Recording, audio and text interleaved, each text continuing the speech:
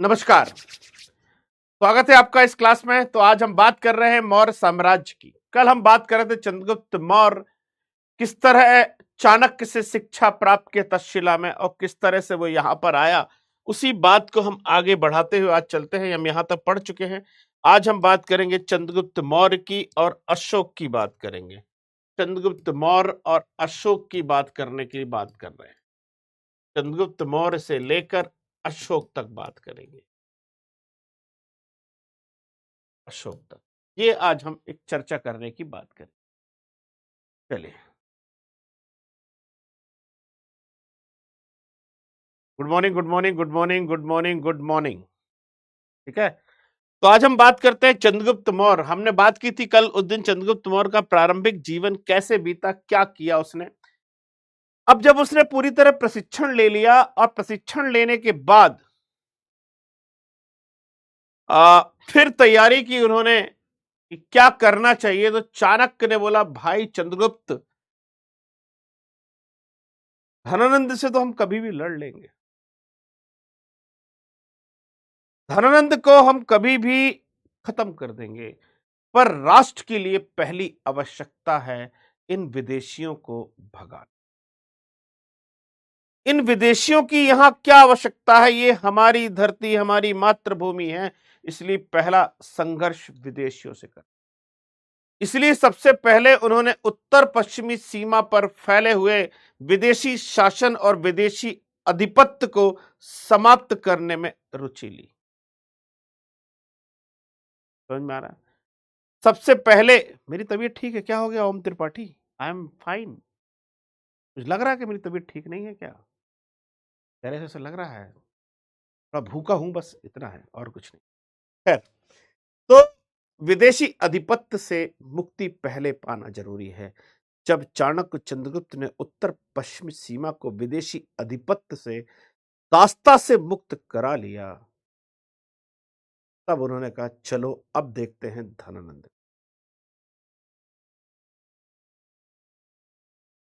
ठीक है, तो अब उन्होंने धनानंद को देखने की तैयारी की। सेना कहां से आई? धनानंद की विशाल सेना, कैसे लड़ेंगे चंद्रगुप्त और चाणक्य? न धन है, न बल है, न शासन है, न उनके पास कोई तंत्र है। कैसे बनाए विशाल सेना?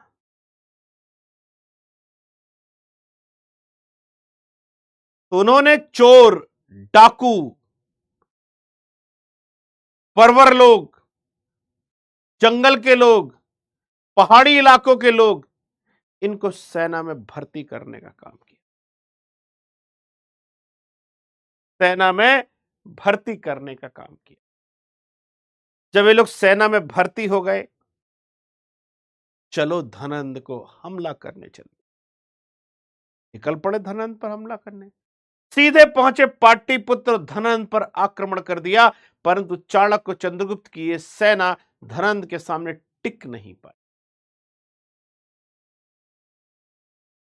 चाणक्य चंद्रगुप्त दोनों भाग रहे हैं, छिपते छिपाते जगह देख रहे हैं। एक झोपड़ी के वहां जाकर छुप गए दोनों।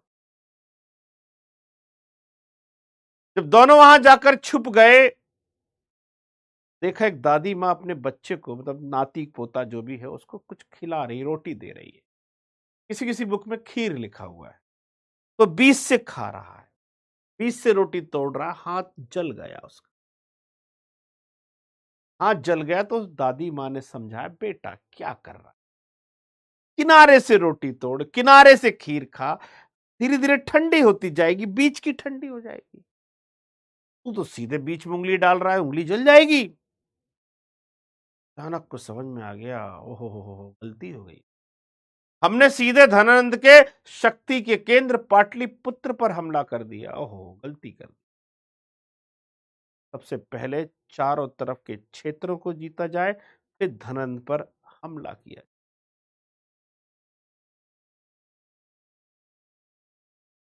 ऐसा विचार कर पुनः सेना को संगठित किया और पाटलिपुत्र पर आक्रमण ना कर धनानंद के चारों तरफ पहले आक्रमण करने का निश्चय किया और इन आक्रमणों के परिणाम स्वरूप धनानंद की सेना और उसकी शक्ति कमजोर हो गई। फिर पाटलिपुत्र पर आक्रमण कर धनानंद को पराजित कर दिया और चंद्रगुप्त पाटलिपुत्र की सत्ता पर बैठा और मौर्य वंश की स्थापना।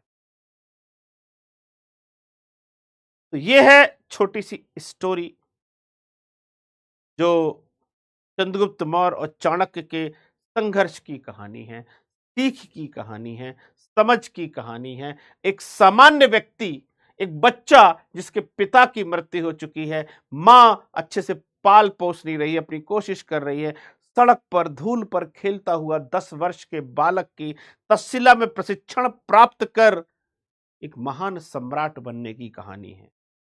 तो भारत की धरती कहती है कि अगर किसी में संघर्ष करने का मादा है, एकाग्र चित्त है, लक्ष्य भेदी दृष्टिकोण है, तो उसके लिए कोई भी मंजिल, कोई भी लक्ष्य छोटा है। जब चंद्रगुप्त जैसा बालक जिसका कोई जाता पता नहीं, वो एक छोटे से हाथों में आकर, एक गुरुजन के हाथों में आकर निखर सकता है, समर्पित हो सकता है, अपने गुरु की आज्ञा का पालन कर सकता है और स्वयं में अपनी शक्ति का विकास कर सकता है, तो हम सब तो छोटी सी तैयारी कर रहे हैं, कोई राजा बनने की नहीं कर रहे हैं, हम भी आगे आ सकते। ठीक है, क्लियर। तो यह है चंद्रगुप्त मौर्य की कहानी। चंद्रगुप्त मौर्य ने कैसे उत्तर पश्चिमी सीमा पर विजय प्राप्त की। सबसे पहले चंद्रगुप्त मौर्य ने क्या किया? चंद्रगुप्त मौर्य ने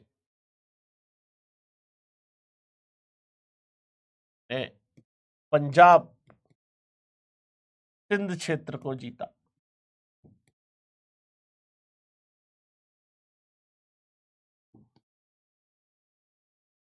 उसके बाद उसने क्या किया? धनानंद को पराजित किया और मगध का शासक बनकर चंद्रगुप्त मौर्य ने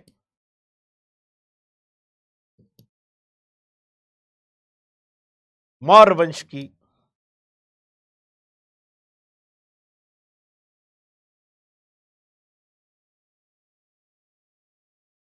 स्थापना की।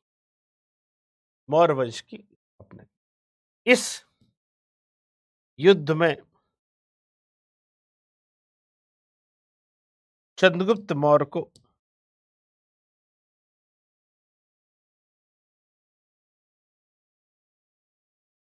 प्रवर्तक नाम के राजा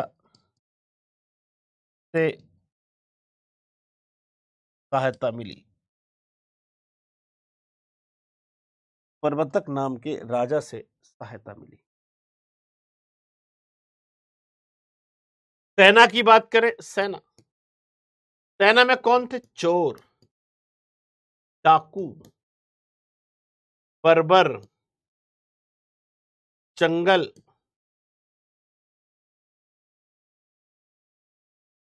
जंगल एवं पर्वतीय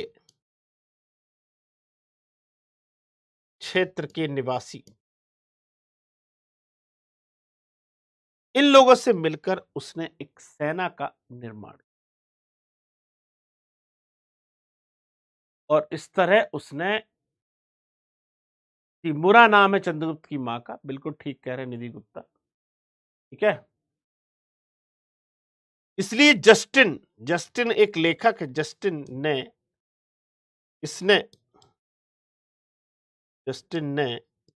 चंद्रगुप्त की सेना को डाकुओं का गिरोह कहा।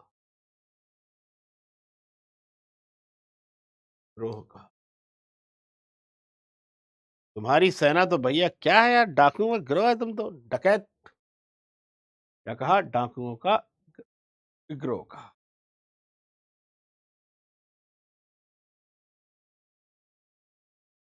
कोई बात नहीं प्रेमा जी।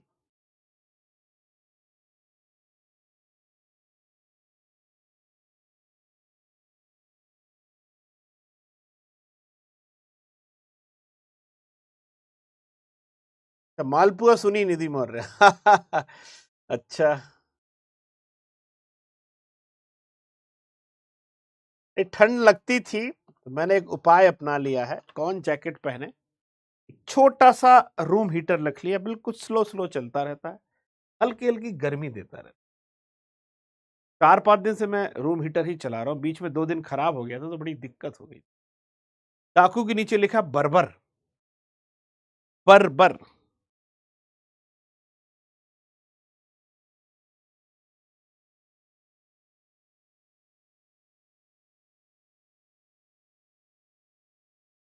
वैसे भी रूम बंद रहता तो 15 मिनट में सब ठीक हो जाता।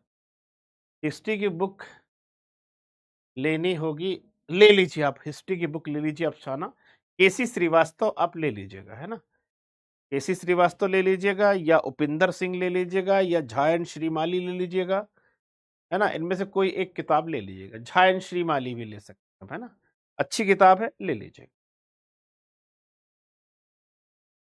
सेल्यूकस के साथ युद्ध 304 से 305 बीसीई, तो ईशा पूर्व कहते हुए अंत में दोनों की संधि हुई। चंद्रगुप्त को एरिया, देखिए एरिया जो है वो ग्रीक नेम है, उसको आज हम हेरात कहते हैं, अराकोशिया को कंधार कहते हैं, जेड्रोसिया को मकरान तट कहते हैं, पैरेप्रिसदई को काबुल कहते हैं।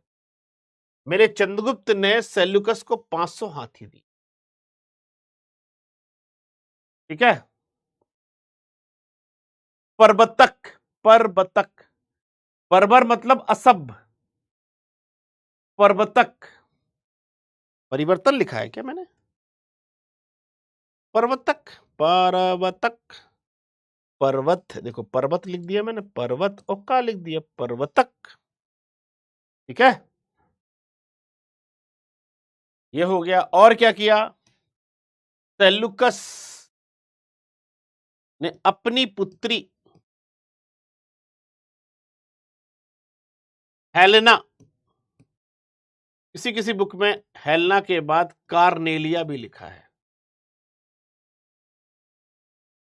कार्नेलिया का विवाह चंद्रगुप्त मौर्य के साथ किया, या और मेगस्थनीज को राजदूत बनाकर चंद्रगुप्त मौर्य के दरबार में भेजा।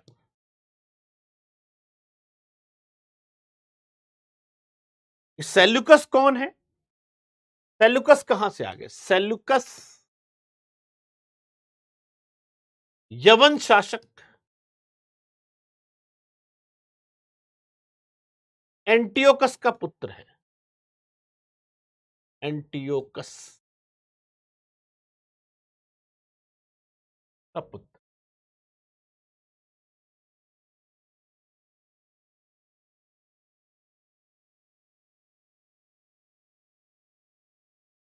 अरे बाप रे, 4 बजे से उठकर,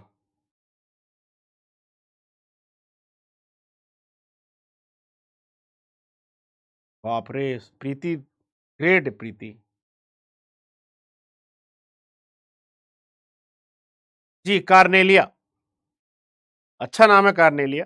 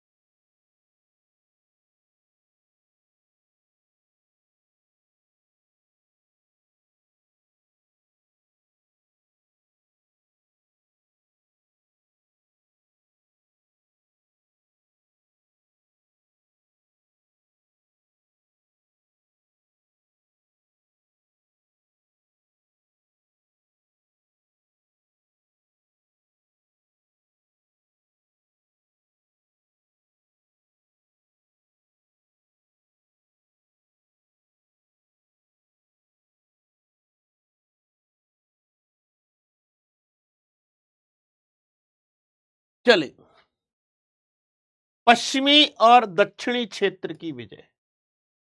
पश्चिमी और दक्षिणी क्षेत्र की विजय। ठीक है। एंटियोकस। देखिए क्या है कि पश्चिमी और दक्षिणी क्षेत्र की विजय, हमारे पास कोई सीधा सीधा प्रमाण नहीं मिलता कि पश्चिमी और दक्षिणी क्षेत्र किसने जीता, लेकिन यदि पश्चिमी क्षेत्र में चंद्रगुप्त मौर्य ने कोई झील बनवाई, चंद्रगुप्त मौर्य ने अपने अंडर में वहां कोई गवर्नर अपॉइंट किया, कैसे अपॉइंट कर दिया बिना जीते, संभव नहीं है। इसका मतलब चंद्रगुप्त मौर्य का क्षेत्र रहा होगा, इसका तो चंद्रगुप्त मौर्य ने जीता होगा। मेरी बात समझ में आ रही है? क्लियर है? दूसरा बात आती दक्षिणी क्षेत्र। भाई दक्षिणी क्षेत्र ना बिंदुसार ने जीता ना अशोक ने जीता। अशोक ने केवल कलिंग जीता। कहते हेमचंद राय चौधरी कहते कलिंग अशोक का पहला और आखिरी युद्ध था। दूसरी बात आती चंद्रगुप्त मौर्य कैसे चला गया दक्षिण भारत में जैन संत भद्रबाहु के साथ, वहां श्रवण बेलगोला में अपने प्राण त्याग दिए। इसका मतलब ये चंद्रगुप्त मौर्य का जीता हुआ ही स्थल है, ये चंद्रगुप्त मौर्य ने ही जीता है। ये बात समझ में आ रही है? तो हम इस निष्कर्ष पर पहुंचते हैं कि जो पश्चिमी क्षेत्र है वो चंद्रगुप्त मौर्य का जीता हुआ है। पश्चिमी क्षेत्र मतलब गुजरात महाराष्ट्र के क्षेत्र की बात कर रहे हैं। ये किसने जीता है? ये चंद्रगुप्त मौर्य ने जीता है। जूनागढ़ अभिलेख, रुद्रदामन के जूनागढ़ अभिलेख के अनुसार चंद्रगुप्त मौर्य के प्रांतपति, क्या हो गया, भूल क्यों गया, पुष्यगुप्त ने यहां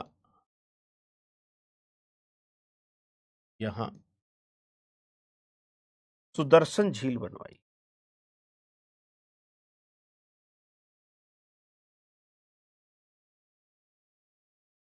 कहने से कैसे बन जाएगी सुदर्शन झील बिना जीते? जीतना पड़ेगा ना। इसका मतलब ये जगह किसने जीती होगी? चंद्रगुप्त मौर्य ने जीती। ठीक है। दक्षिण भारत की विजय।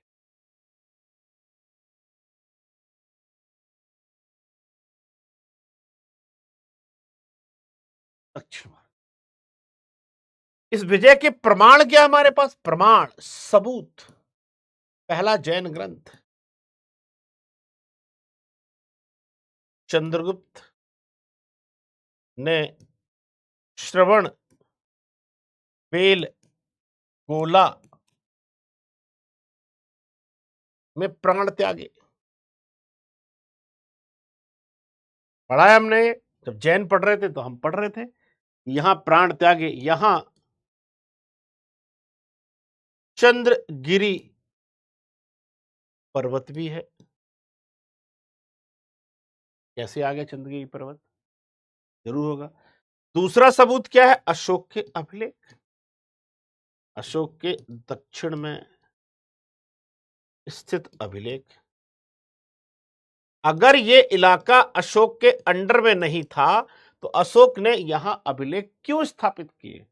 क्यों इन अभिलेखों में लिखा? अधिकारियों को आदेश क्यों जारी किए? तो तुम्हारा इलाका ही नहीं है तो अधिकारियों को कैसे आदेश जारी करोगे? तीसरा है तमिल ग्रंथ। तमिल ग्रंथ भी कहते हैं कि ये क्षेत्र मौर्यों के अंडर में थे, जिसमें से तमिल ग्रंथ का नाम है आहना मूर और मुरना मूर। ये दो ग्रंथ कहते हैं कि ये इनसे पता पड़ता है कि ये इलाके इसके में थे।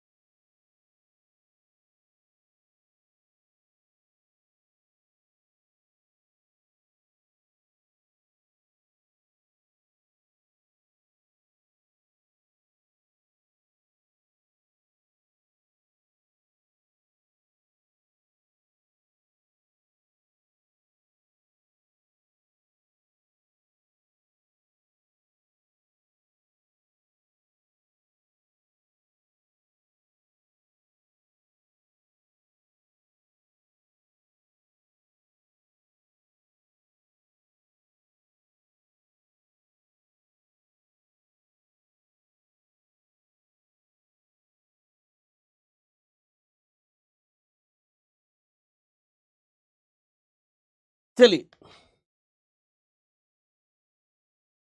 चंद्रगुप्त मौर्य की मृत्यु। ऐना मून, मूर है, मूर। चंद्रगुप्त मौर्य की मृत्यु कहाँ हुई ये लिखाने की जरूरत नहीं है। अंत में उसने जैन साधु के रूप धारण कर लिया और उसकी मृत्यु श्रवण बेलगोला में जैन साधु के रूप में, पहले भी लिख चुके श्रवण बेल, जरूरत नहीं दोबारा लिखने की, पढ़ने की कोई जरूरत।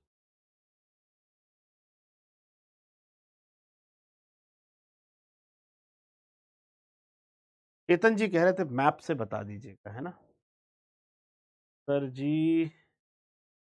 क्या लिखा है, कौटिल का अरसाद से क्वेश्चन था लेकिन नहीं बना।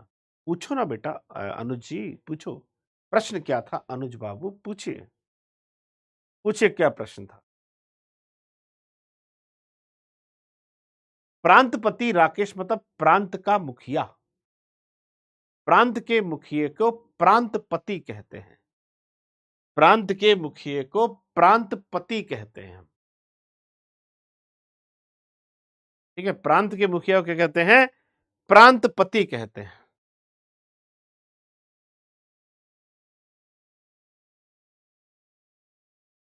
सर इंग में ऐना नून है, ठीक है देख लेंगे, ऐना मूर है वैसे, ठीक है। चलिए, प्रश्न क्या है मिस्टर यंग में क्या है, यंग क्या होता है, यंग क्या है? चलिए, तो चंद्रगुप्त ने क्या क्या जीता, अभी बात कर रहे थे मिस्टर चेतन कश्यप। ये उत्तर पश्चिम का क्षेत्र जीता, जिसमें सेल्यूकस को हराया। ये है पश्चिमी भारत, पश्चिमी भारत। ये दक्षिणी क्षेत्र जो इसने जीता, और ये मगध पर उसने अधिकार किया धनानंद को हराकर।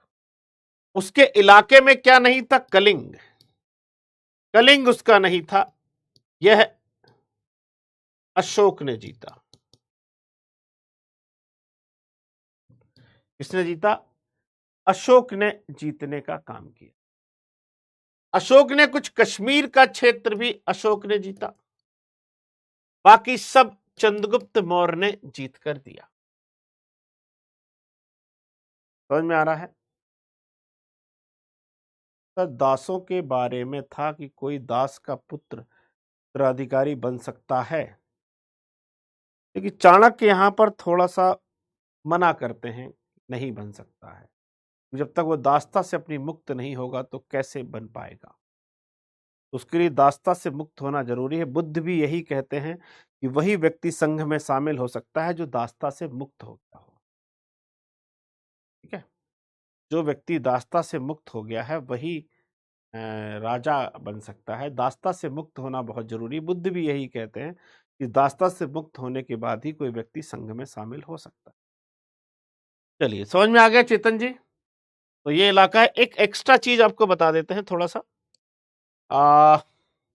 कई बार एग्जाम में आ जाता है सुदर्शन झील के बारे में, तो थोड़ा सा हम लोग सुदर्शन झील के बारे में देख लेते हैं। सुदर्शन झील पीटी में बहुत क्वेश्चन आते हैं। हम चाहते हैं एक ही टेबल से आपके सारे क्वेश्चन सॉल्व हो जाएं, आपके सारे क्वेश्चन सॉल्व हो जाएं। ये हम मालूम कब पढ़ेंगे अनुज बाबू? कौटिल्य का अरसा, जब हम मौर्यकालीन समाज पढ़ेंगे ना, तो मैं आपको एक लाइन लिखाऊंगा।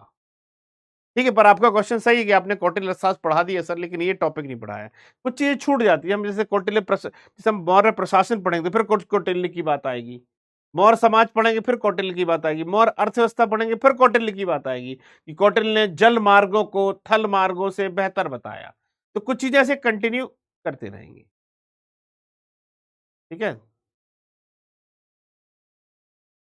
चलिए, सुदर्शन झील।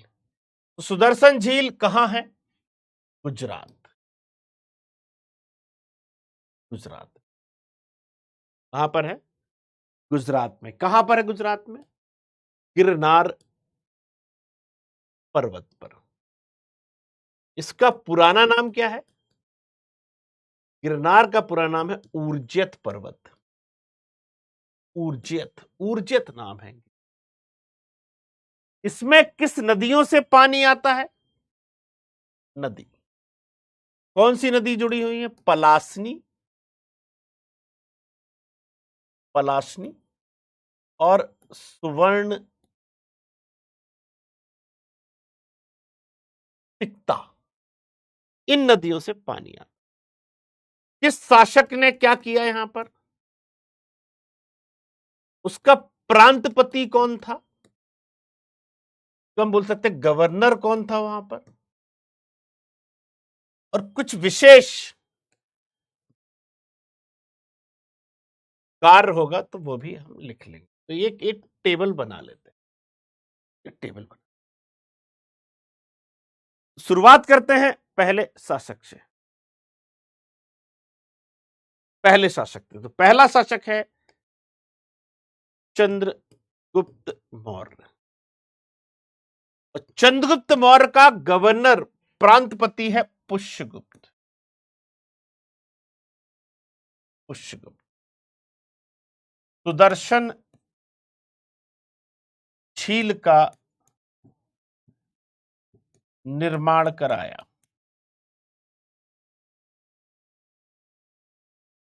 निर्माण करा। चलिए,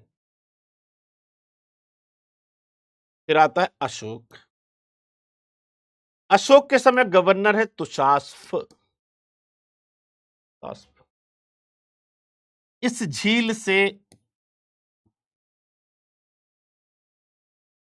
नहरें निकलवाई। इसने क्या किया? नहरें निकलवाने का काम किया। फिर आता है रुद्रदामन।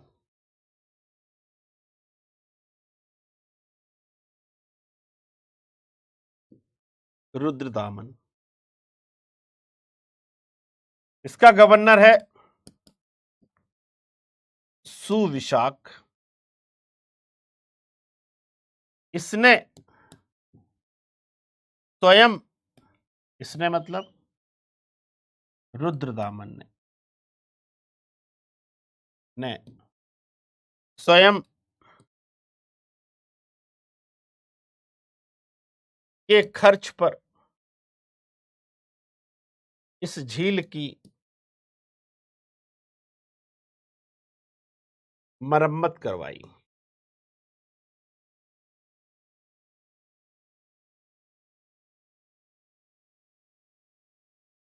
अर्थात प्रजा पर इस हेतु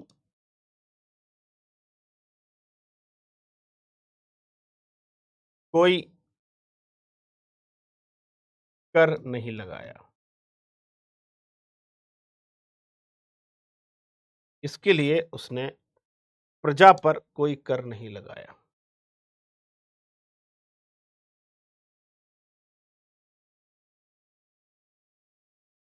स्कंदगुप्त, गवर्नर है पर्णदत्त।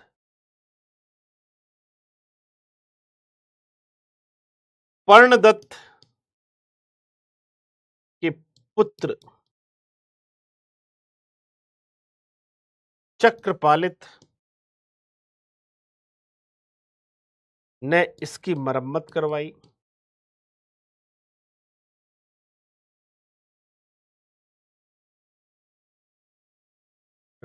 एवं इसके किनारे विष्णु मंदिर बनवाया। ये चार्ट आपके लिए सुदर्शन झील पर सारे प्रश्नों को सॉल्व कर, क्या ये पुष्यगुप्त ने किया था, लिखा ही हुआ है। चंद्रगुप्त मौर्य के गवर्नर पुष्य तहसील का निर्माण करवाया, लिखा तो है, सीधा सीधा मनोज कुमार, स्टेटमेंट सीधा सीधा है। दो चीजें और देखते हैं, दो तीन चीजें। ये दोनों मौर्य राजा हैं, ये दोनों मौर्य हैं। ये शक राजा है और ये गुप्त राजा है।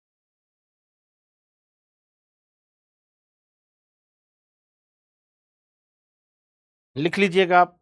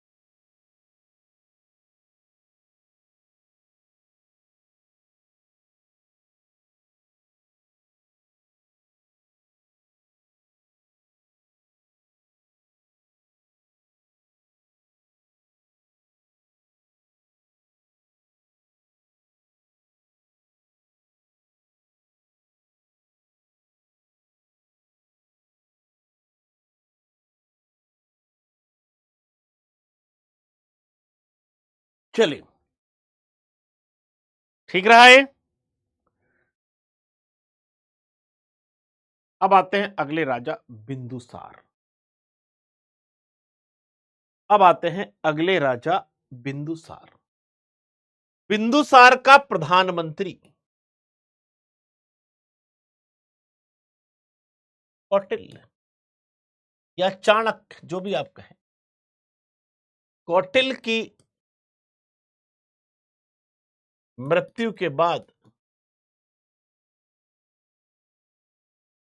नए पीएम राधगुप्त। नए पीएम कौन बने? राधगुप्त। सुदर्शन झील का पुनर्निर्माण किसी ने करवाया था? भैया आप देखो ना यार, क्या पढ़ते हो यार मेरे भाई। मरम्मत को ही तो हम पुनर्निर्माण कहते। मरम्मत, मरम्मत, मरम्मत का अर्थ पुनर्निर्माण।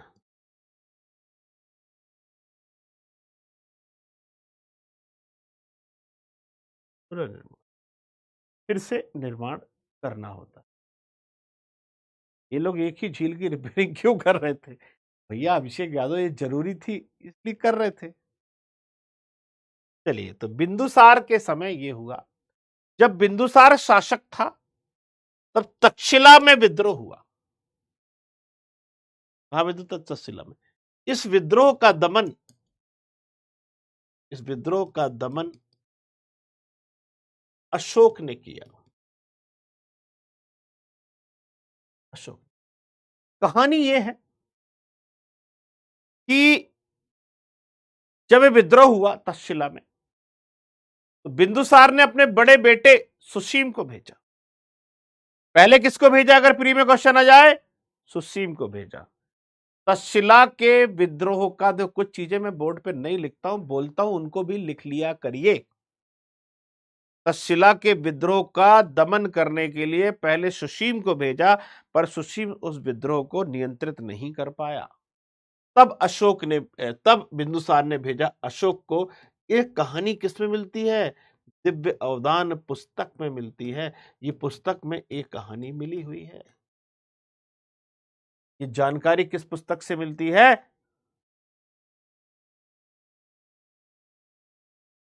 ठीक है, किससे मिली थी? इसमें लिखा है कि जब अशोक ने विद्रोह का दमन किया तो जनता से बात की। भैया क्या हो गया यार, क्यों विरोध कर रहे तुम हमारा? उसमें से एक आदमी ने बोला, युवराज आपका विरोध नहीं है, हम आपके राज्य से संतुष्ट हैं, पर आपका जो प्रांत का मुखिया है, गवर्नर है, वो अच्छा आदमी नहीं है, बहुत अत्याचार करता है भाई हमारे साथ, इसलिए हम विद्रोह करने को मजबूर हो गए। तब अशोक को समझ में आया कि प्रांतों पर भी नियंत्रण करने के लिए अच्छे अधिकारियों की नियुक्ति जरूरी है। राजा अकेले का अच्छा होना जरूरी नहीं, प्रांत के मुखिया का भी अच्छा होना जरूरी है। समझ में आ रहा है? बिंदुसार के समय ये राजदूत आए। सीरिया के राजा एंटियोकस के राजदूत डाइमेकस आया। मिस्र के राजा टॉलमी के राजदूत फिलाडेल्फस आए। क्या आए? बिंदुसार ने क्या किया? बिंदुसार ने सीरिया के राजा एंटियोकस से 3 वस्तुएं मांगी। भैया हमको ये 3 चीजें चाहिए। पहला क्या चाहिए? सूखे अंजीर चाहिए। दूसरा क्या चाहिए? दार्शनिक चाहिए। तीसरा क्या चाहिए? शराब चाहिए। ये 3 चीजें भेज दो। एंटियोकस ने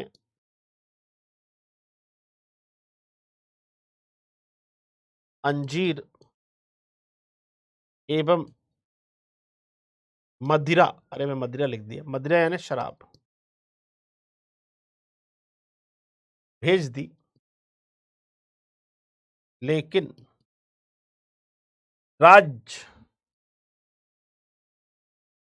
की अपनी नीति या कानून के तहत दार्शनिक नहीं भेजे।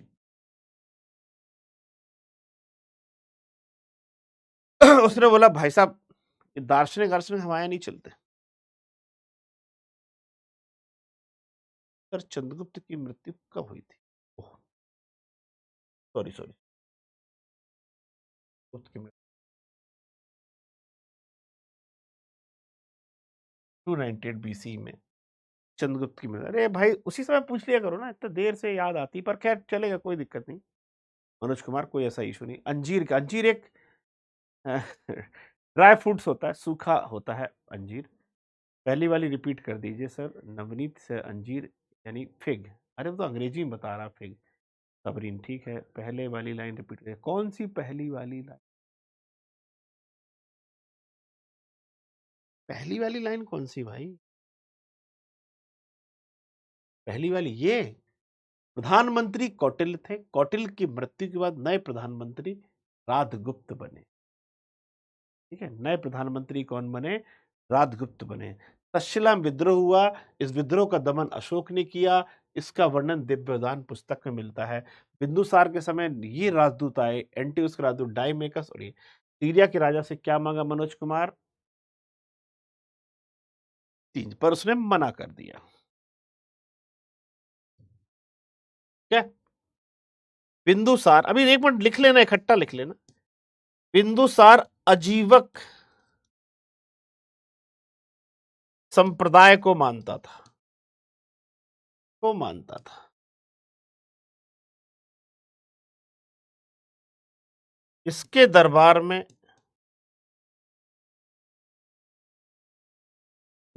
में अजीवक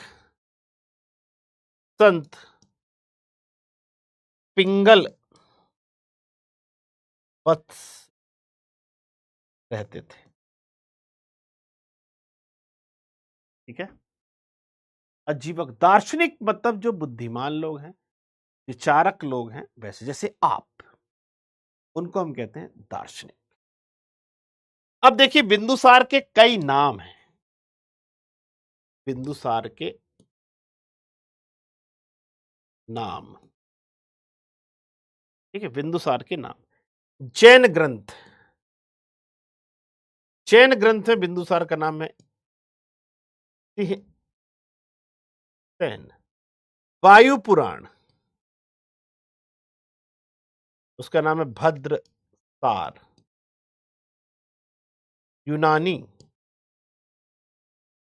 ग्रंथ से कहते हैं अमित्र हाथ। तो ये बिंदुसार के नाम हो। लिख लीजिए भैया, कोई डाउट है पूछ लीजिए, अब लिख लीजिए। दार्शनिक किसे कहते हैं? दार्शनिक मतलब बुद्धिमान लोग, होशियार लोग, चतुर लोग, उनको दार्शनिक कहते हैं।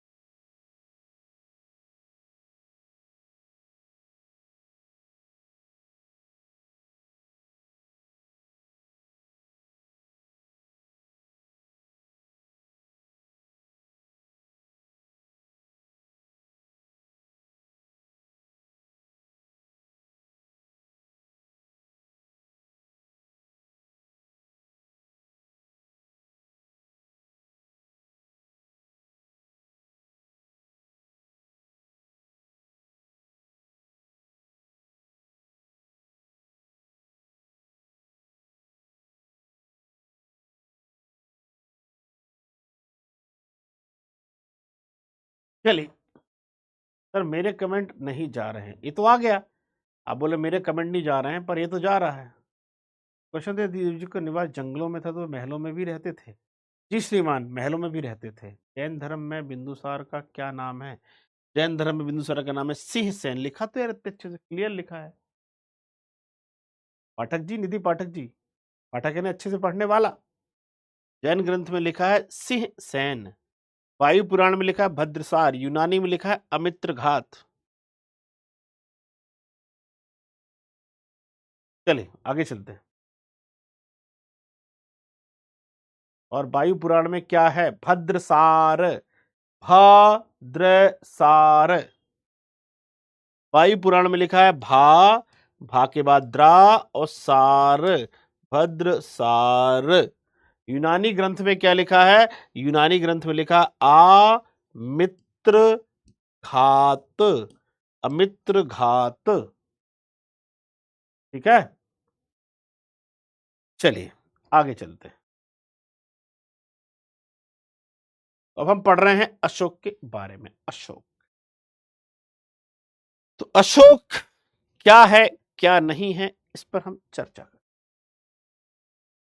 ठीक है, अशोक। तो अशोक के बारे में बात करें तो अशोक बिंदुसार का बेटा है। बिंदुसार का पुत्र है। अशोक अपने आप को क्या कहता है? अशोक स्वयं को अभिलेखों में देवान प्रियम कहता है, कि मैं देवताओं को भी प्रिय हूं। कोई बात नहीं निधि जी, अब तो दिख गया। दरबार में एक संत भी तो था सर। हाँ था ना भाई, क्या कर रहे हो? लिखा तो है पिंगल वत्स, क्या पढ़ते हो यार? ये तो लिखा है अजीवक संत पिंगल वत्स, लिखा तो है पिंगल वत्स रहते थे, है ना। अजीवक एक संप्रदाय है। अजीवक संप्रदाय की स्थापना मक्खली गोशाल ने की थी। मक्खली गोशाल और महावीर स्वामी ने एक साथ तपस्या की थी। दोनों ने एक साथ तपस्या की थी।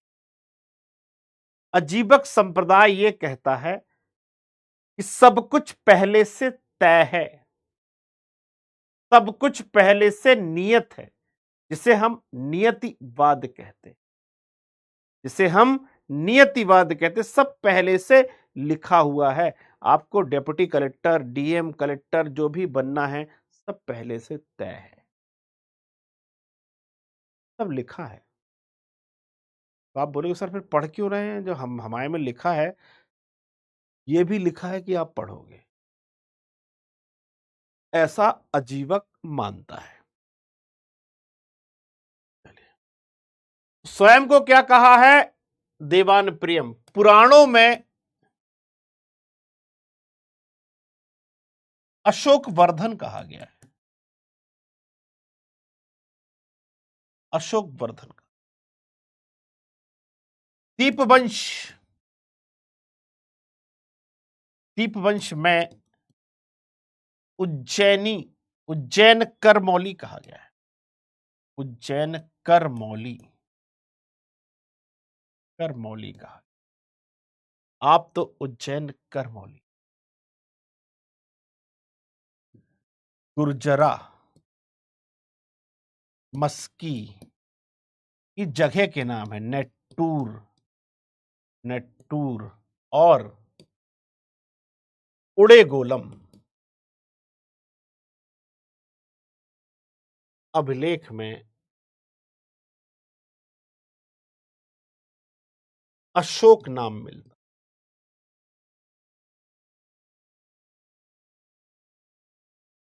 ये बहुत इंपॉर्टेंट चीज है, पीटी में बहुत पूछा। ठीक है, भब्रू शिलालेख, भब्रू अभिलेख मैं अशोक को मैं अशोक को मगध का शासक कहा गया। मगध का शासक किसमें कहा गया? इसमें कहा।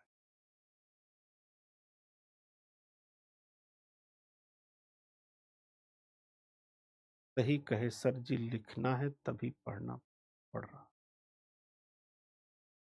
कर्म तो हम ही करेंगे, कर्म अनिवार्य है।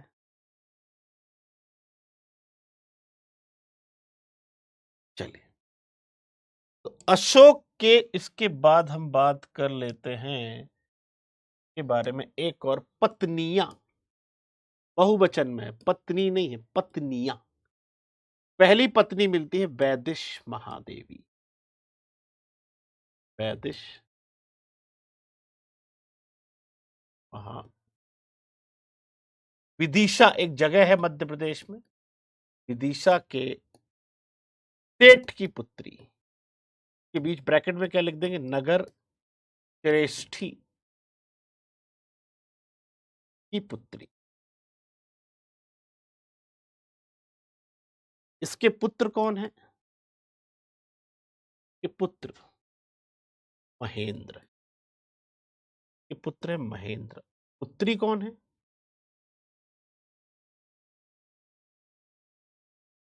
संघमित्रा। इसकी पुत्री कौन है? इसकी पुत्री है संघमित्रा। एक पुस्तक है दिव्योदान। दिव्योदान में पत्नी का नाम क्या है?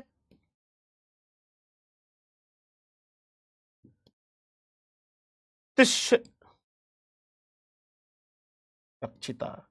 ये वो पत्नी तिष्रक्षिता जिसने बोधि वृक्ष को कटवाकर फिकवा दिया था। सर वर्धन एक ब्रांड था क्या? वर्धन एक ब्रांड था? पता नहीं यार, वर्धन कोई ब्रांड था कि? ब्रांड के बारे में नहीं पता भाई। ठीक है। प्रयाग अभिलेख।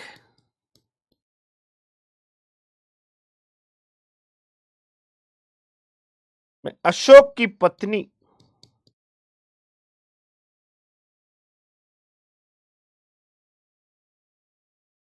कारुवाकी और उसके पुत्र तीवर का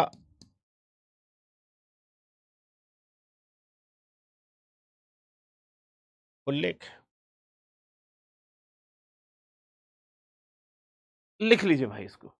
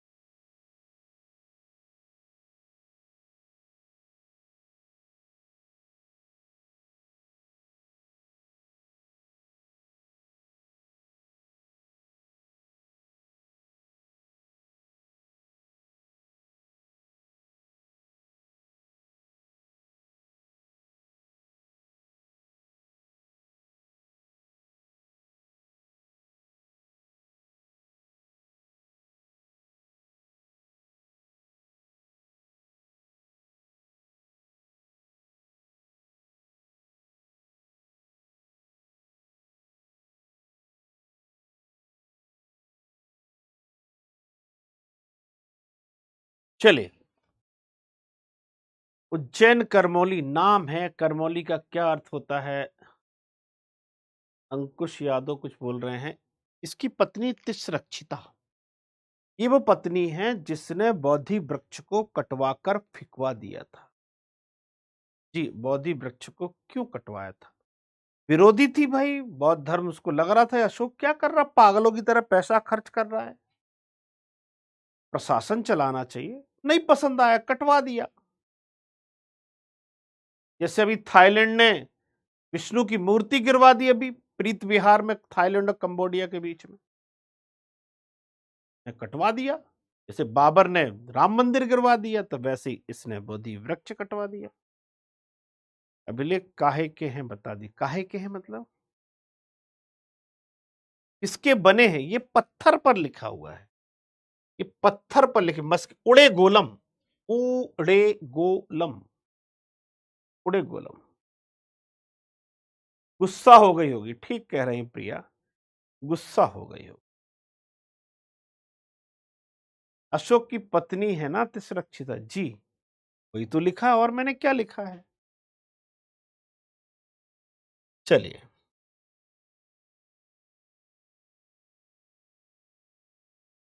सब दक्षिण भारत में, आंध्र प्रदेश में नेट्टूर, उड़ेगोलम, मस्की, गुर्जरा बस मध्य प्रदेश। राजपूत जी, बोधि वृक्ष कटवाने का काम 3 लोगों ने किया है, तिष्रक्षिता है, शशांक है, और एक नाम कहां चला गया। और फिर अलेक्जेंडर कनिंगम ने 3 नहीं 7 या 4 बार कटा है, 4 बार कटा है, सॉरी। और अलेक्जेंडर कनिंगम ने श्रीलंका से उसकी एक पौध मंगाकर फिर से लगाने का काम किया। ये सब जगह के नाम है। शशांक सही है साबरीन, एक आदमी ने थोड़ा ना कटवाया, कई लोगों ने कटवाया, कटवाया फिर उगाया, फिर उगाया, फिर उगाया। ठीक है, फिर आते हैं अशोक। अशोक,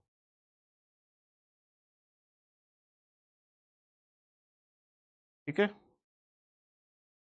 अशोक जो है शासक बना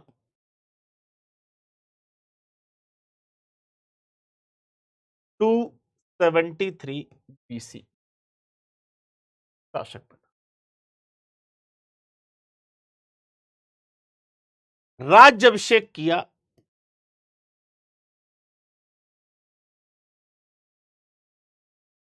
269 BC में। ये लास्ट स्लाइड है आज के क्लास की। आज मेरे यहां भी सुबह से विद्युत नहीं है, इन्वर्टर चल रही है, मेरी दूसरी क्लास है, इसके पहले भी एक इन्वर्टर से क्लास चल चुकी है, इस सेकंड क्लास चला रहा हूं। पुष्मित शुंग ने भी कटवाया था, ठीक है, ऐसा कहा गया है, ऐसा बुद्धिस्ट बुक कहती है, जबकि पुष्मित शुंग ने सांची और भरूच की स्तूप बनवाए।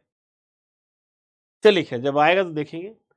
प्रश्न उठता है कि ये इन दोनों के बीच में 4 साल का गैप क्यों?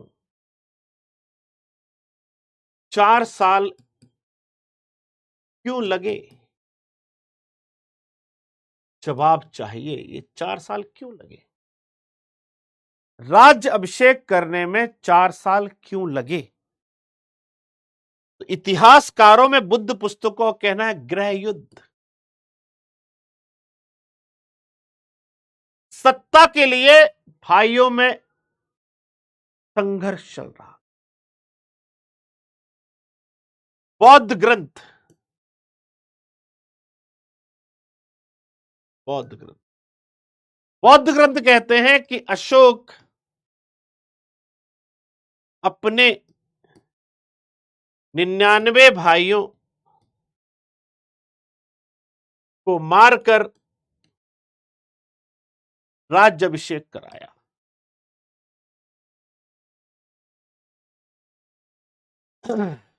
इसलिए उसको इतना टाइम लगा।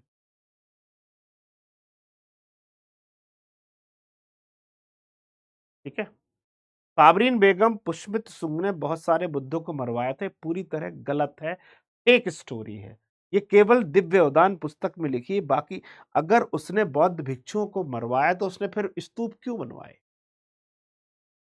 हम किसी किताब को मानेंगे कि पत्थर पर लिखा है कि शुंग ने बनवाया, उसको मानेंगे। जो आदमी बौद्ध स्तूप बनवा रहा है, उनकी पूजा कर रहा है, वो बौद्धों को क्यों मारेगा? दरअसल कहीं ना कहीं पुष्यमित्र शुंग के आने के बाद बौद्ध धर्म थोड़ा कमजोर पड़ गया, इसलिए बौद्ध पुस्तकों ने पुष्यमित्र शुंग को शत्रु के रूप में प्रस्तुत किया, जबकि ऐसा कतई नहीं। जिसने वाकई तोड़ा मोहम्मद बिन बख्तियार खिलजी ने, आपने उसे भुलाने के लिए यह कहानी गढ़ दी। ने वाकई तोड़ा, जिसका वर्णन खुद मिन्हाज उस सिराज कर रहा है, जिसका वर्णन उसके साथ आए इतिहासकार भी कर रहे हैं। जी मैं घर से पढ़ा रहा हूं दीपा। नहीं नहीं, लाइट हमेशा रहती है, कभी कभी ऐसा होता है, ठीक है, कभी कभी ऐसा होता है, हमेशा ऐसा। ठीक है, आप गलत मत बोलिए कि कभी कभी ऐसा। ठीक है, देखते हैं, जब तक चलती है चलती है। ठीक है, फीवर को नहीं मारा।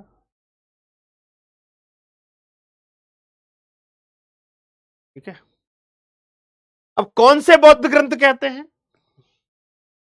बौद्ध ग्रंथ, दीपवंश, महावंश। दीपवंश और महावंश। ठीक है, दिव्य अवदान ऐसा कहता है, तारानाथ ऐसा कहते हैं। तारानाथ, इनकी पुस्तक कंगियुर और तंगियुर ऐसा कहते। इन पुस्तकों में लिखा है कि उसने अपने 99 भाइयों को मारा और सत्ता प्राप्त की। इसलिए अशोक को चंडाशोक कहा गया। चंड, चंड यानी दुष्ट, दुष्ट अशोक का। तो इस कहानी पर कई आपत्तियां हैं। पहली आपत्ति है कि क्या उसके 99 भाई थे? संभव नहीं है, 99 भाई हो, संभव नहीं। पहली झूठ स्टोरी। दूसरा,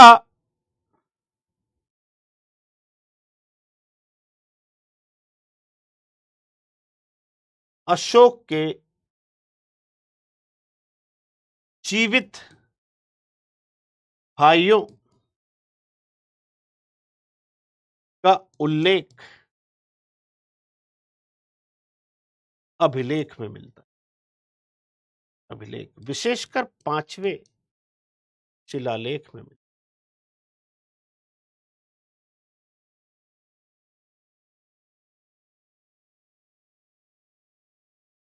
इसलिए ये कहानी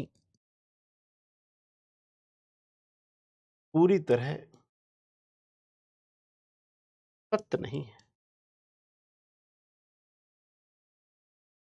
मैं ऐसा नहीं कह रहा हूं कि संघर्ष नहीं हुआ होगा, ऐसा नहीं कि संघर्ष नहीं हुआ होगा, लड़ाई हुई होगी, पर वो 99 भाइयों को मारे, ये थोड़ा कुछ अजीब सी। पहले तो 99 भाइयों का होना, दूसरा मारना, उस अशोक के द्वारा मानना जो इतिहास में करुणा का सागर है, जो दया और प्रेम का अवतार कहा जाता है, वो अशोक इतना दुष्ट। हाँ बाबा, ये कहानी क्यों गढ़ी गई? ये कहानी इसलिए गढ़ी गई कि देखो, जब वो बौद्ध नहीं था तो कितना दुष्ट था, और बौद्ध धर्म को ग्रहण कर कितना दया का सागर बन गया। मेरी बात समझ में आ रही? बात समझ में आ रही है? तो इसलिए स्टोरी सही नहीं कि अशोक खुद अपने अभिलेख में अपने भाइयों का नाम लिख रहा है। जब वो नाम लिख रहा है, वो बता रहा है कि इनको एक काम दिए गए। ये इतिहासकार नहीं है, किताबें हैं। तारानाथ इतिहासकार। मेरा एक प्रश्न यहां पर है, जिस कलिंग युद्ध को लड़कर अशोक का हृदय परिवर्तन हो गया और अशोक ने बौद्ध धर्म ग्रहण कर लिया, दुखी हो गया कि मैं इतने लोगों की हत्याएं कर रहा हूं एक छोटे से इलाके को जीतने के लिए। युद्ध गलत नहीं, युद्ध गलत है। मानवता सबसे बड़ी चीज है, जियो और जीने दो, इतना बड़ा। दुखी हो गया बेचारा, हालत खराब हो गई। तो क्या अपने भाइयों, जिनके साथ वो पला पढ़ा, खेला, कूदा, खाया, सोया, विचार व्यक्त किए, दुख दर्द व्यक्त किए, एक साथ रहे, एक साथ बड़े हुए, उन 99 को मारने के बाद उसके अंदर कोई करुणा का भाव नहीं आया होगा? ऐसा मेरे मन में विचार आता है। इस समय भी करुणा का भाव आना चाहिए। जो भी है, रियलिटी ये है, इसको लिख लीजिए।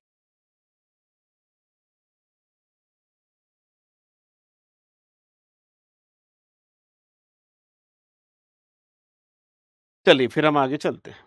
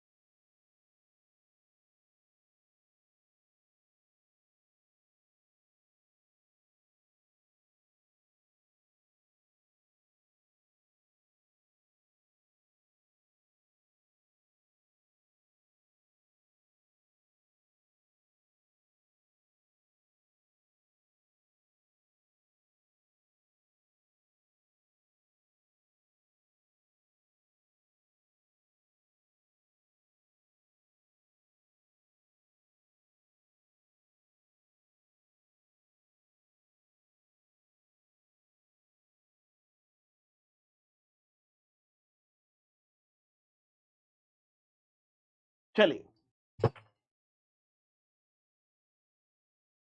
अशोक का कोरोनेशन हो गया, राज्याभिषेक हो गया। अशोक का कलिंग युद्ध, अशोक का कलिंग जो युद्ध हुआ है वो 261 बीसीई में हुआ है। राज्याभिषेक के 8वें वर्ष, राज्याभिषेक के 8वें वर्ष में। स्रोत कहां से जानकारी मिलती है? 13वें शिलालेख। इस शिलालेख में इस कलिंग युद्ध की जानकारी।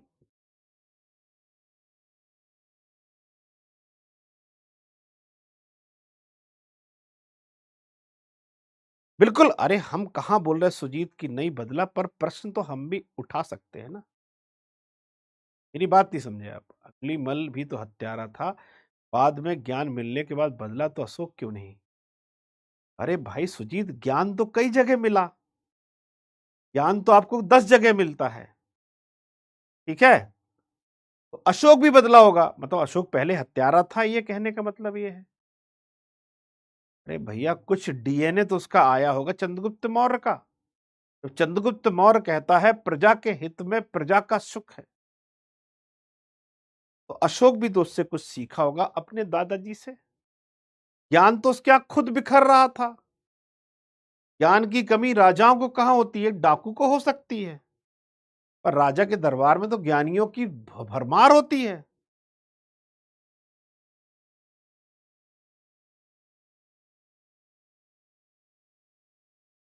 ठीक है, हमारे पास सबसे बड़ी समस्या क्या है? मैं भी बहुत रिसर्च वालों से मिलता रहता हूं। हमारे पास सबसे बड़ी समस्या है, प्राइमरी डेटा नहीं है हमारे पास। हम सेकेंडरी डेटा पर काम करते हैं। मतलब क्या हुआ? मतलब हमें अगर इतिहास लिखना है, कल को हमको समझना है जनजाति समाज में धर्मांतरण क्यों, मान लो इसी पर रिसर्च करनी है, तो हम जो किताबें उन पर लिखी गई हैं जनजाति पर, उसको पढ़कर अपनी रिसर्च बना लेते हैं। ठीक है। हम प्राइमरी डेटा, सेकेंडरी डेटा है।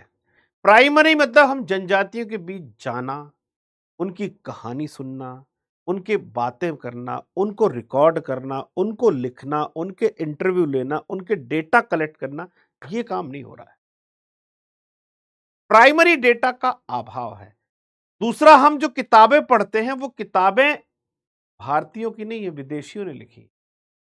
अब आप पढ़ने जा रहे हो कि जनजाति में धर्मांतरण क्यों, किताब खुद एक ईसाई ने लिखी है, तो आपकी रिसर्च का पर्सपेक्टिव, दृष्टिकोण क्या होगा, आप खुद तय कर लीजिए। दरअसल रिसर्च उसी दिशा में जाती है जिस दिशा में वो ले जाना चाहते हैं, तो आप उसी दिशा में रिसर्च करते हैं। गंभीरता से चिंतन करिए इस बात, आपको सारे जवाब मिले। ठीक है। और बुद्धिज्म एक क्रांति है। बुद्ध के जो विचार हैं वो बहुत ही शानदार विचार है। बुद्ध के जो विचार हैं वो बहुत ही शानदार विचार हैं। प्रश्न वो नहीं है कि बुद्ध के ज्ञान के बाद वो अच्छा क्यों नहीं हुआ। मेरा कहने का मतलब ये था कि जब उसने अपने भाइयों को मारा तब भी उसे करुणा का एहसास होना चाहिए था। बात समझ में आ रही है?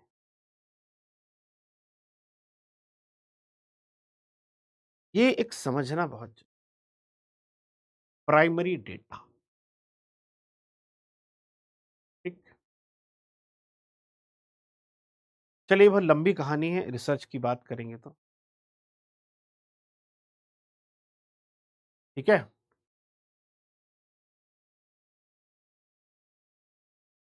जी जयदेव। चलिए, तो 13वें शिलालेख में इसका वर्णन है। संभवतः यहां का शासक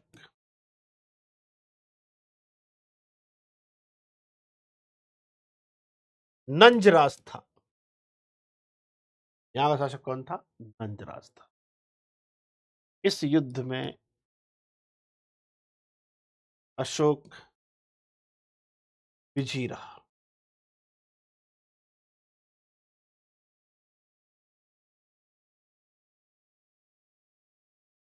एक लाख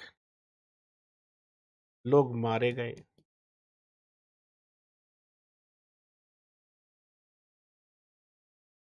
और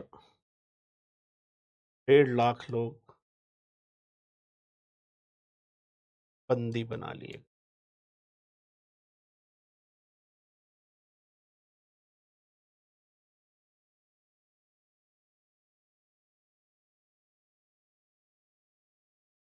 अरे ठीक ठीक ठीक ठीक।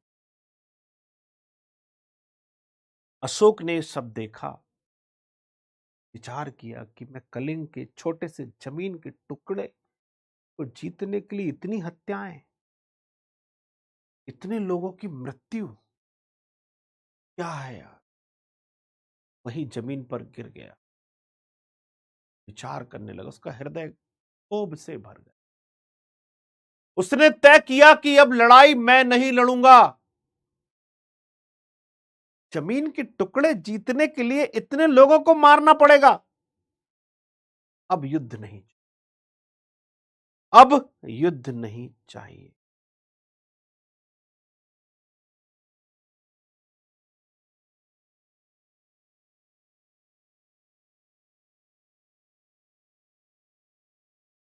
अशोक का विचार स्वयं से परिवर्तित की बात नहीं।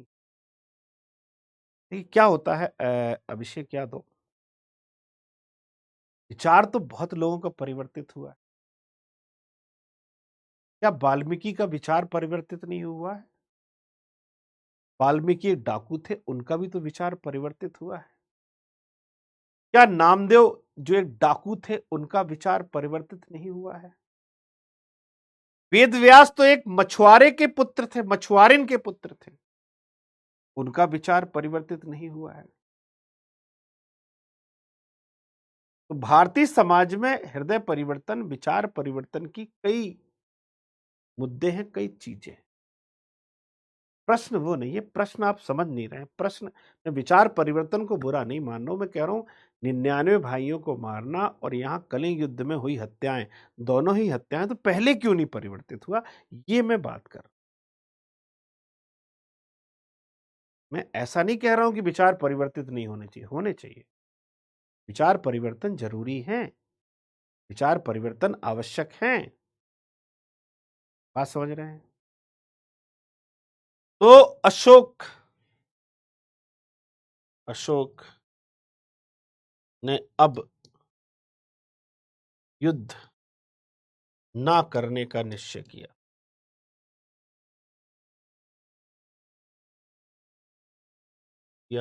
और लोगों को करुणा एवं प्रेम से जीतने का निश्चय किया कि अब मैं लोगों को प्रेम और करुणा से जीतने का काम करूंगा। किसी को अब मैं ऐसे नहीं जीत।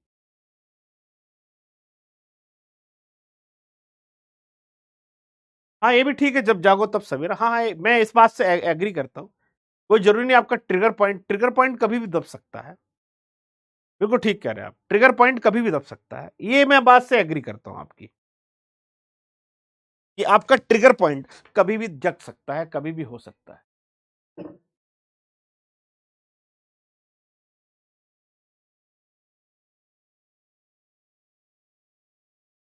देखिए क्या है, प्रिया वर्मा, बिल्कुल मैं भी आपकी इस बात से एग्री करता हूं कि झगड़े में कुछ नहीं रखा है, झगड़े में कुछ नहीं रखा है। और युद्ध मानवता के लिए अच्छे नहीं होते। मेरी लाइन बहुत ध्यान से सुनना। कोई भी युद्ध हो वो मानवता के लिए ठीक नहीं होते, पर कई बार मानवता को बचाने के लिए युद्ध करना पड़ता। युद्ध मानवता के लिए ठीक नहीं होते, पर कई बार मानवता को बचाने के लिए युद्ध करना पड़ता। ये लाइन समझ में आ रही है? अशोक से पहले भी किसी ने कलिंग विजय की थी, जी की थी, महापद्मनंद ने कलिंग विजय की थी, आपके नोट्स में लिखा हुआ है, पढ़ेंगे। शिवानी शिवानी शिवम, आप पढ़ेंगे, कलिंग पर आक्रमण कर किया महापद्मनंद ने, और वहां एक नहर खुदवाई और वहां से एक जिन की मूर्ति ले आया। पढ़िए जरा महापद्मनंद। चलिए, अब आता है अशोक का परिवर्तन। अशोक बहुत दुखी होकर घर में बैठा रहता था, मन नहीं लगता था किसी काम में, उदास रहता था कि ये मैंने क्या कर दिया, क्या कर दिया। ठीक है,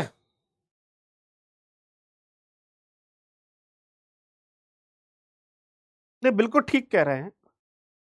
देखिए, देश के भीतर रहकर कहना युद्ध होना चाहिए, युद्ध होना, जब युद्ध होता है तो लोग कहते युद्ध नहीं होना चाहिए, युद्ध नहीं होना चाहिए। जब युद्ध रुक जाता है तो बोलते क्यों रुक गया, क्यों रुक गया, क्यों। छोटा सा उदाहरण दूं, कल मैं चिंतन कर रहा था, बहुत कुछ सोच रहा था। अरावली पर निर्णय आया तो लोग सेव अरावली की बात कर रहे हैं। नो डाउट पर्यावरण बचना चाहिए, परिस्थिति तंत्र अच्छा होना चाहिए, पर जब सुप्रीम कोर्ट ने उसको के आदेश को जब क्लियर किया गया तो पता पड़ा ऐसा कुछ नहीं होने वाला। खैर, मैं हमेशा देखता हूं सेव अरावली या सेव जंगल, सेव ट्री, जो भी बात कर रहे हैं, ये बात वो लोग कर रहे हैं जिनके कारण पहाड़ खुदाई होती है, जिनके कारण माइनिंग होती है।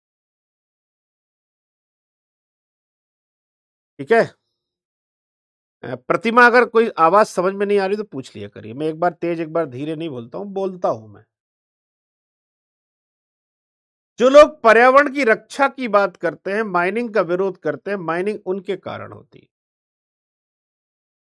क्योंकि वही लोग घर में मार्बल का इस्तेमाल करते हैं, वही लोग अपने घर में टाइल्स का इस्तेमाल करते हैं, वही लोग हीरे, धातुओं का प्रयोग करते हैं, वही लोग उच्च वर्गीय होते हैं और इन सब चीजों का इस्तेमाल करते हैं। आपके इस्तेमाल के कारण वो खुद रहा है। ये मैं विचार कर रहा था। आप इस्तेमाल ही ना करो तो उसकी आवश्यकता ही क्यों? या उसका इस्तेमाल कम कर दो तो उसकी आवश्यकता ही क्यों पड़े? या उसके विकल्पों का इस्तेमाल करो तो उसकी आवश्यकता ही क्यों पड़े? लाने से कुछ नहीं होता। सेव अरावली, सेव अरावली अपने आचरण में लेकर आ जाइए, अरावली अपने आप सेव हो जाएगी। आपके आचरण की समस्या है। ऐसा मैं सोच रहा था, कल विचार कर रहा था।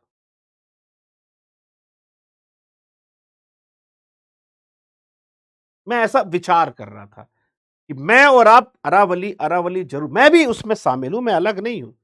पर हम अपने घर में टाइल्स लगाते हैं, मार्बल लगाते हैं, शानदार कमरे, शानदार है, शानदार चीजें, बैटरी की गाड़ियां, लैड, सल्फर, जिंक सब तो यूज करते हैं। ठीक है। तो अब यहां पर अशोक बड़ा उदास हुआ, बैठा हुआ था। दीपवंश महावंश कहते हैं, दीपवंश महावंश।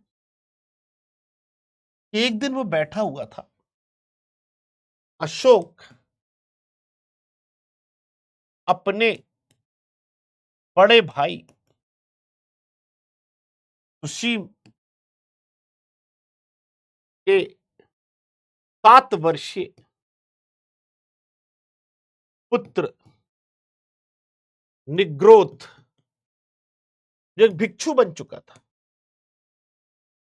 से प्रभावित हुआ। बड़ा दुखी दिख रहा था वो, बैठा था। उसने देखा यार निग्रोध तो बढ़िया अच्छी बात कर रहा है।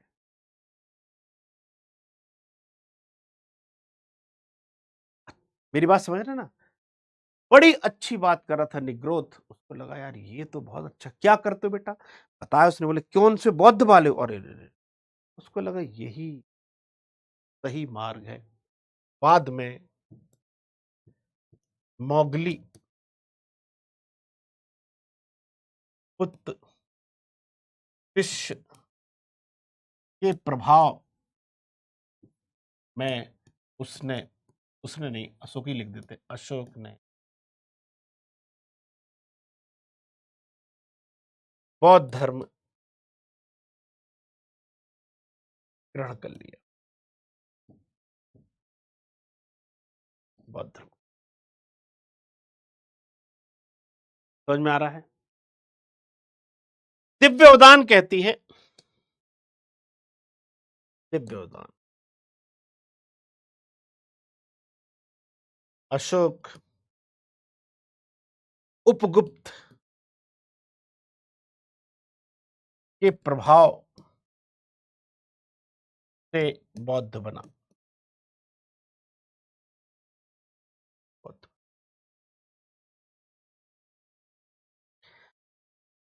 उपगुप्त के प्रभाव से बौद्ध बना।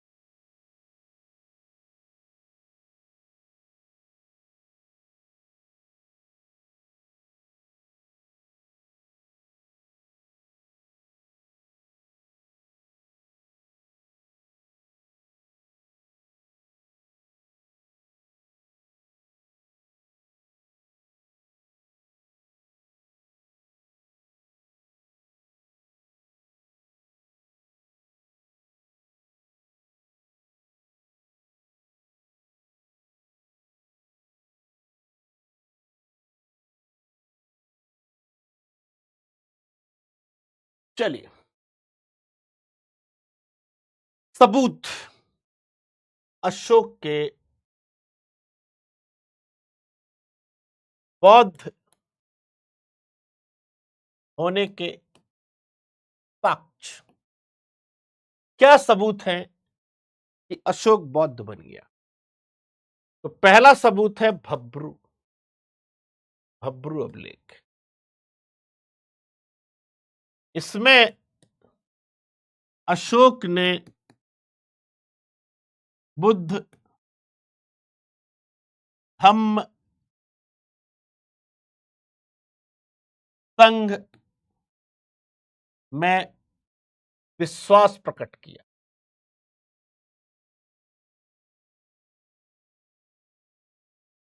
कि भैया मैं बुद्ध और धम्म संघ में विश्वास करता हूं। ठीक है, सुसीम, सुसीम मां मां मां मां, ठीक है, सुसीम क्लियर हो गया। सारनाथ, सांची, कौशाम्बी अभिलेखों में बौद्ध संघ में विभाजन करने वालों को चेतावनी दी। क्यों दी भैया? जब तुम बौद्ध नहीं हो तो क्यों दे रहे हो? चेतावनी दी मतलब तुम बुद्ध बन चुके हो, अभी तो चेतावनी दे रहे हो। रुम्मिनदेई अभिलेख के अनुसार अशोक ने बुद्ध का जन्म स्थान होने के कारण लुम्बिनी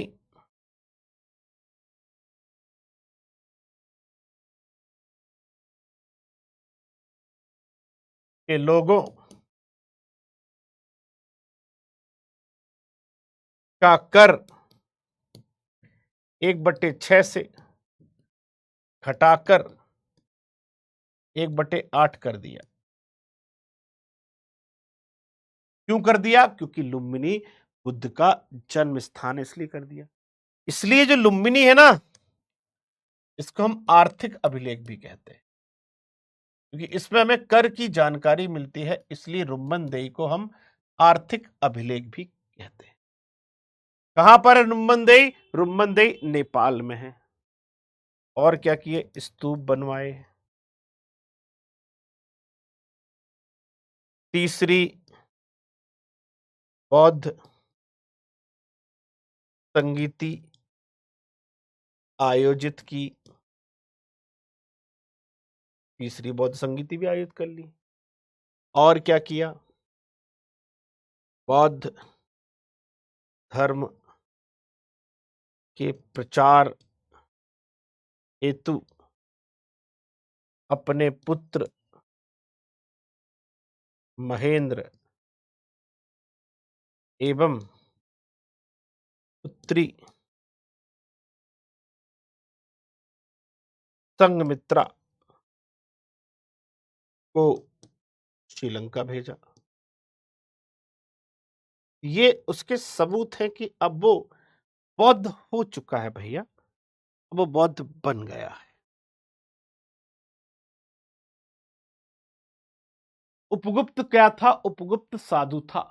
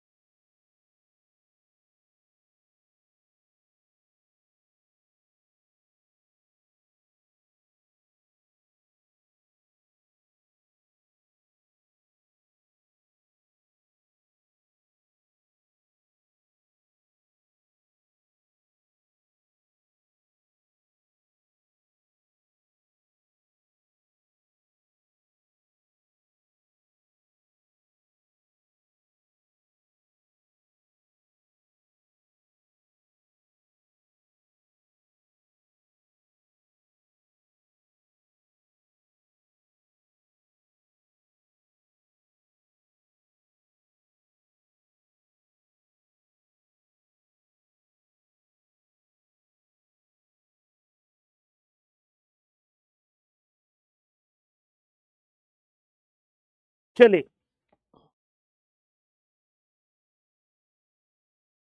बुद्ध के दो पुत्र थे। प्रिया वर्मा, ये नहीं पता मुझे।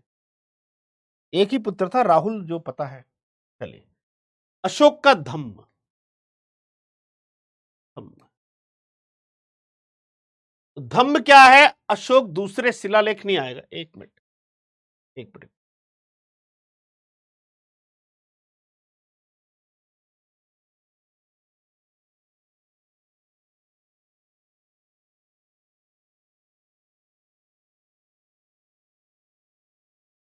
स्तंभ लेख में अशोक स्वयं प्रश्न करता है, किमचुम धम्मे, धम्म क्या है? इसका उत्तर दूसरे 7वें स्तंभ लेख में कहता है, महान कल्याण है, दया है, दान है, सत्य है, धर्म परायणता है, सज्जनता, सदाचार है। इसी को धर्म। अशोक ने बताया कि धम्म के अंतर्गत क्या करना चाहिए, क्या नहीं। अशोक के धम्म की परिभाषा बौद्ध ग्रंथ राहुलो वाद सुत्त से ली गई है। इस पुस्तक से ली गई है, राहुलो वाद सुत्त।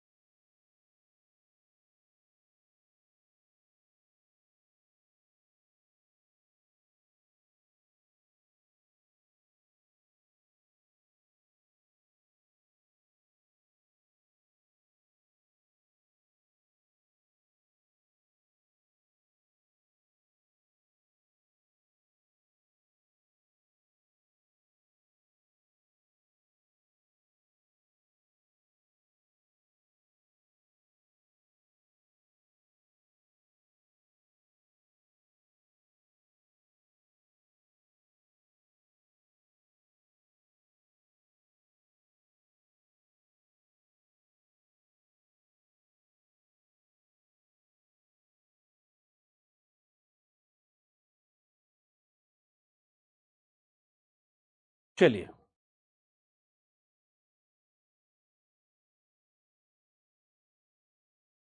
अब बात करते अशोक का धम्म क्या है।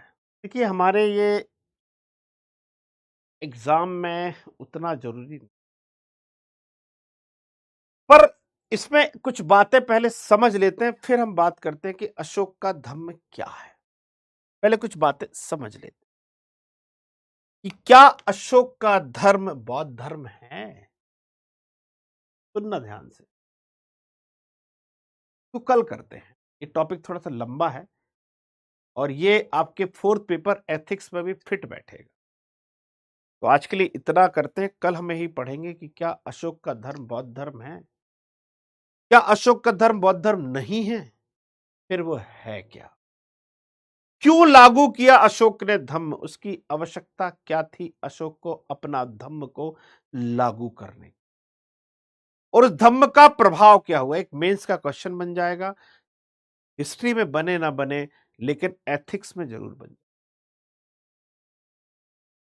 जी, मेंस टॉपिक है तुषारी है, तो इसको हम कल पढ़ेंगे। यहां भले ना बने हिस्ट्री, पर इसकी मदद से आपका एथिक्स अच्छा हो जाए।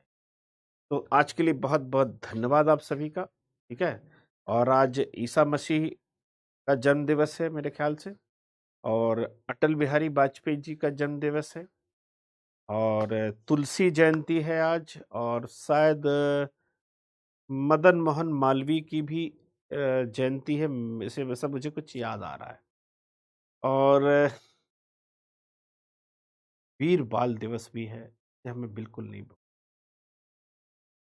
तो वीर बाल दिवस में जो बच्चों की शहादत है, 7 साल और 5 साल, और ये सुनकर उनकी दादी गुजरी की जो मृत्यु है, तो याद रखना है। चमकौर का युद्ध और आनंदपुर साहिब का युद्ध जो आपके इतिहास में है, उसको जरूर पढ़िए। ठीक है?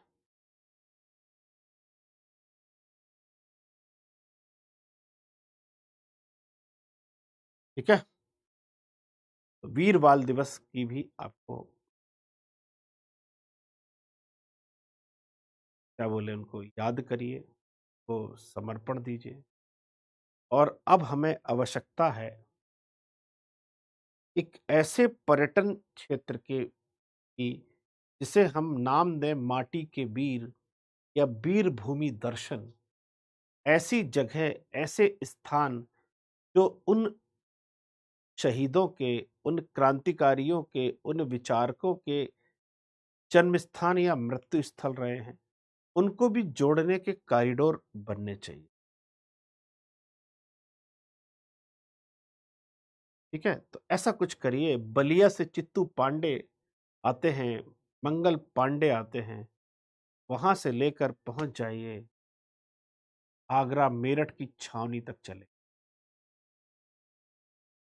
ठीक है, अवध की बेगम के पास भी चलेंगे, रानी लक्ष्मीबाई के पास। ऐसे एक योजना होनी चाहिए। बहुत बहुत धन्यवाद। जय हिंद, जय भारत।